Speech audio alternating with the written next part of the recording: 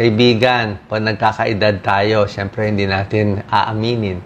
Pero kahit hindi natin aminin, yung katawan natin, malalaman yun eh. Lahat ng bagay kasi syempre, pag matagal nasisira, parang itong cellphone, no? Nung bago, ang ganda-ganda nito eh. Pero tignan mo ngayon, sira-sira na siya. Dati, bata tayo, kaya natin mag-jogging, magpuyat, kahit anong gusto natin gawin. Pero ngayon, sakit na itaas yung kamay, di ba? Mas matunog na siya, mas hindi mo na kaya magpuyat, mas mahirap, marami nang masakit. Mas malaki na ang tiyan, mas maliit na ang muscle. So, kahit anong edad kayo, darating ito, either 50 years old, 40, or 70 years old bago darating. Kaya magbibigay tayo ng tips para ma-delay ang aging at laging bata. How to stay younger. Okay? 7 tips yan. Papakita natin ito isa-isa. Number 1. Kailangan uminom ng sapat na tubig. Iisipin nyo, ay bali, wala naman yan. Tubig lang po. Hindi po. Napakahalaga ng tubig. 8 to 10 glasses of water a day. Ang dami maitutulong. Kahit headache, mababawasan. Ang init-init sa Pilipinas, kailangan nyo talaga ng tubig. Pampaganda ng balat. Pag kulang ka sa tubig, lulubog yung mata mo, madidehydrate ka. Mas busog ka sa tubig. Maganda rin sa muscle, sa katawan. Nagka-cramps, kulang sa tubig. Kidney, nasisira ang kidney, kulang din sa tubig. UTI, infection sa ihi, kidney stones. Napakahalaga ng tubig. Katawan kasi natin, 70 to 80% water. Yan, no? Sa average adult, average na tao, 8 to 12 glasses of water kailangan natin. Pag buntis, mas marami pa. So, huwag kakalimutan ng tubig. Ako nga, yan, lagi may tubig ako dito. Kahit nga sa ulcer. Pag sa ulcer, konting lagok ng tubig, mahugasan yung ulcer, yung GERD, yung madikit na laway dito, may tulong po. Sa nervyos, pwede rin ng tubig, pamparelax. Next, kailangan sapat na exercise. Kasi pag nagkakaedad tayo, laging nakaupo. Sa trabaho nyo, ilang oras kayo nakaupo? 2 hours, 4 hours, 6 hours. May pag-aaral na napatunayan, pag matagal nakaupo, let's say 6 hours nakaupo, araw-araw naman 6 hours nakaupo, mas mataas ang chance sa magkasakit at mas maaga na mamatay. Kasi nga, yung katawan natin, hindi siya design na nakaupo buong araw. Pati yung dugo mo sa paa, hindi maganda ang daloy, di ba? Pwede siya magbara. Ang tiyan, di gano'ng gumagalaw. Ang likod, mas masakit. Tingnan mo yung silya, yan, gusto natin magandang silya. Pero dati, wala namang ganyan. Dapat, upo lang ng 30 minutes to 1 hour, pinakamatagal, tapos lakad 5 to 10 minutes. Kasi ang paglalakad at pag-exercise, yan talaga malaking tulong. Pakita ko sa iyo, Doc Lisa. Paglalakad, brisk walking, yan ang gustong-gusto ko. Improves posture. Ganda ng blood circulation sa katawan at sa utak. Mas makakaisip ka ng ideas, mas gagana, mas tatalino ka pag naglalakad kasi gumagana ngayon sa utak. Yung circulation sa utak. Gaganda rin yung likod, yung muscle, pati tiyan. Sa puwet, magiging mas firm, tanggal ang cellulite, at gaganda pang binti mo, mas titigas siya sa pag-exercise. At kailangan mo tamang stretch. Ito lagi ko tinuturo mga stretches. Ayan shoulder shrug. Gawin nyo po to. Ayan sabayan nyo yan. Ito, stretch ikot ng ulo. Ayan tinuturo ko sa inyo. Head tilt, 10 to 15 seconds. Back stretch. Elbow pull. Ito, ginagawa ko nito mga elbow pull. Ito, elbow pull. Pwede nyo po try elbow pull. Sakit to. Elbow pull. Ini-stretch mo. Tapos ito, stretch. Shoulder shrug, napakahalaga. Lahat po to. Kasi lagi tayong nakaupo. Yan ang number 1 problema natin ngayon. Kaka-computer, kaka-cellphone, kaka-trabaho. Lahat masakit ng leeg, masakit ng shoulder. Ang kabataan ngayon, 20 years old pa lang, masakit ng leeg, masakit ng shoulder. Bakit? Maaga sila nagsi-cellphone. Ito, para sa likod. Tingnan mo, Doc Lisa. Tingnan mo yung stretches niya. Knee to chest. Napakaganda. Ito, yan. Pwede rin to 1 knee to chest. Kanang tuhod, tapos kaliwa.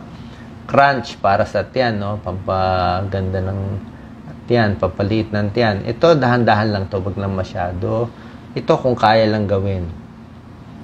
Para mabawasan ang ipit sa puwet at mamamanhid dito sa may paa. Pagdating sa pagkain, dapat dun lang tayo sa mas masustansya, mas mababang calories, pero mas busog. Low calorie, pero malaki siya. Nakakabusog. Parang gulay. Diba? Gulay marami, pero low calorie. Ito, pipino, napakaganda. Apple, strawberry, saging, kamatis. Yan, no? Magandang kainin. Ito, favorite ko, mga shake ko. Napakaganda. Saging. May tulong pa yan sa ulcer. Tapos, tignan nyo. Pag pinili nyo kasi yung pagkaing lechon, mantika, nakakataba, konti lang makakain mo, 500 calories na. Tataba ka na. Kung puro mamataba, mamantika, konti lang kakainin mo, yan lang, hindi ka pa busog niyan, 500 calories ka na, tataba ka na dyan. Pag puro karne, yan, at least 1/3 mapupuno, pero hindi ka pa rin busog. Tataba ka rin. Gusto mo, mas maraming gulay at prutas. Kita mo, punong-puno siya, punong-puno ang tiyan mo, busog na busog ka, mabobondat ka na nga. Pero 500 calories lang. Ibig sabihin, mas busog ka dito. Mas mataas ang fiber, bababa pa cholesterol mo. So, kailangan maraming gulay at prutas lagi. Pwede mo rin lagyan ng carbohydrates dito. Mas okay to at mas konti lang ang karne at mamantika. Yan ang ibig sabihin po nito. Ito, bawas sugar and salt sa may edad. Ito po yung tinuturo ko sa inyo, di ba? Tubig, 7 tips, exercise, stretch, eat proper foods. Nandito na tayo sa number 4 para laging bata, sapat na tulog. Parang itong taong to. Wala siyang sapat na tulog kasi yung kasama niya, lakas humilik.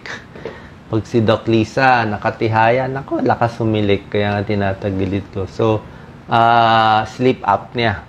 Para dapat maganda ang tulog nyo. Kasi pag kulang ang tulog nyo, laging puyat, mas mataas ang tsansa ng diabetes, heart disease, high blood, hilo, lutang sa umaga, hindi ka na alert. Mas tataba kasi kain ng kain para mabawi ang puyat. Ang puyat, di ba? Puyat ka sa tulog eh, kaya kain ka ng kain. Sa pagod. So, anong gagawin natin para gumanda ang tulog? Regular schedule, tulog at gising, magpapaaraw konti, at maganda pagod sa umaga. Physically, may exercise, pagod sa umaga. Pagdating sa kama, pantulog, para lang makatulog yan. Bawasan ng pagko-computer, pag sa gabi na, bawas alak, kape sa gabi. Yung mga uminom ng alak pampatulog, problema kasi sa alak. Dati uminom ako ng beer, mahilig ako sa beer San Miguel, mga 2, hanggang 2, 3, pero problema, nakakataba eh. Beer belly.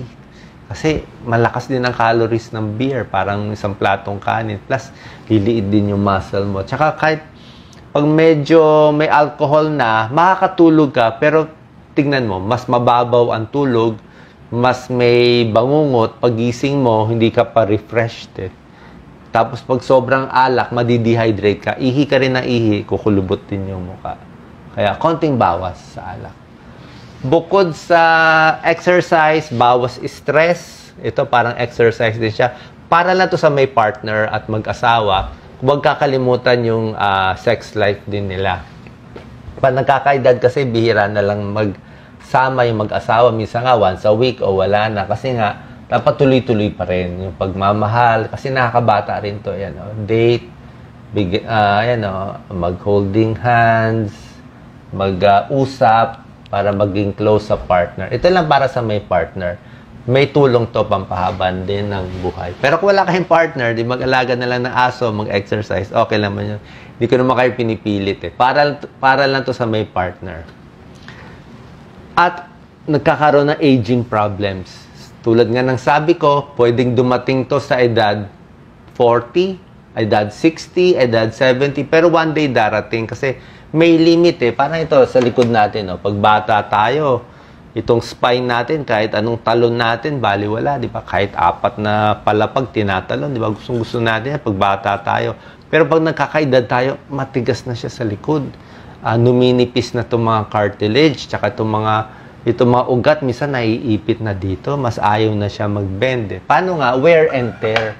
Lahat ng bagay nasisira. Depende sa pag-alaga ng katawan. Pero kahit gaano kakaalaga, gusto lang natin ma-delay yung process. Eh. Ano nangyayari pa ng kakaedad? Balance issues. Actually, hindi to tinuturo sa iba. Eh. Wala to sa Google. Sarili ko lang to. Balance issue, mas hilo na. mas may vertigo, mas tinnitus, maugong, sakit sa katawan. Leeg, mas matunog. Pag iniikot ko yung leg ko, matunog na yan. May crepitus na yan eh. Arthritis, mas matunog yung mga muscles. Lumalagotok, mas mahirap na bumangon. Mata, mas malabo. Kailangan ko na magsalamin lagi. Tenga, parang mas mahina. Hingal. Konting lakad, mas hingal. Akyat na isang floor, 2 floor. Dati, baliwala, di ba? Wala, akyat tayo ng akyat. Mas hirap na tayo sa init. Konting init. Hapuna. Baga, mas maplema. Laging may plema na. Tiyan. Dati, kaya natin kumain ng isang platong kanin in 1 minute. Di ba? Baliwala, di ba? Pero ngayon, pag binilisan mo, kain mo, parang ayaw na matunawan eh, di ba?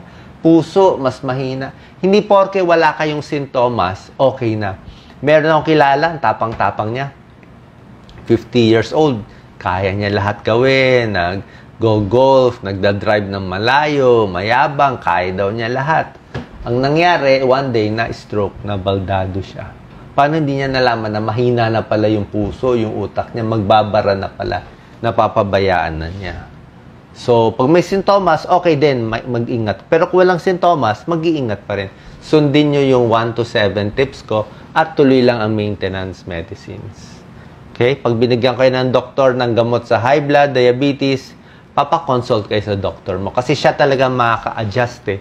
Itong payo ko, parang dagdag payo lang eh. Ang the best talaga, may doktor na magbibigay sa'yo ng tamang gamot na swak para sa'yo. Dagdag lang tips ni Doc Willie. Ito, last 2 slides para maalala nyo lang. Ayan, tandaan nyo lang to. Para lang reminder yan. Pagkain na exercise. Pero yung tamang exercise. Huwag na masyadong boxing o basketball na full court. Diba? Konting bawas. Baka masira tuhod eh. Malinis na hangin. Tubig. Marami. Juice na pag gusto ko yan. Apple, carrot, pipino. Matulog ng sapat. Yan o, healthy foods kakainin, pero may check-up na, may blood sugar test na sa gabi. Healthy foods, vitamins, at check-up. Sana po nakatulong tong video. Kahit nagkakaedad tayo, at least mababawasan natin yung bilis ng pag-edad para ma-maintain natin yung katawan natin, magawa natin mga mission natin at goals natin sa buhay. God bless po.